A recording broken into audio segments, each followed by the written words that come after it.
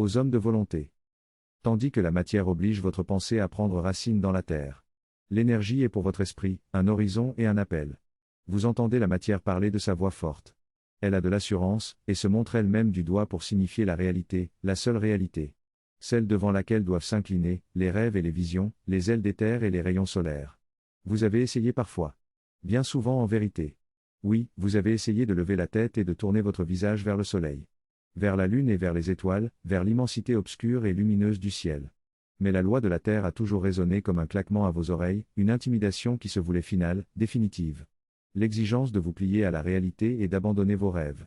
Votre rêve. Parce que vous rêvez en secret de dompter l'énergie qui donne à la matière, sa matérialité. Et vous savez qu'en maîtrisant pleinement cette énergie, la matière perdra sa rigidité face aux vibrations de votre intention et de votre pensée. Tout autour de vous, des gens qui dorment si profondément, que les marques des veinures du bois sur lequel leur tête est posée, sont devenues des rides profondes dans leur mental. Ils n'ont pas d'esprit. C'est-à-dire que leur esprit est si profondément endormi, que seul leur mental et leur émotionnel s'expriment, et régentent le cours de leur séjour terrestre.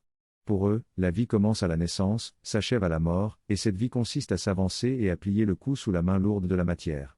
À partir de la philosophie de la tête baissée, l'homme des générations successives a créé et continue d'entretenir la machinerie appelée société. Cet homme est le gardien de la société, le défenseur irréfléchi de la suprématie de la matière.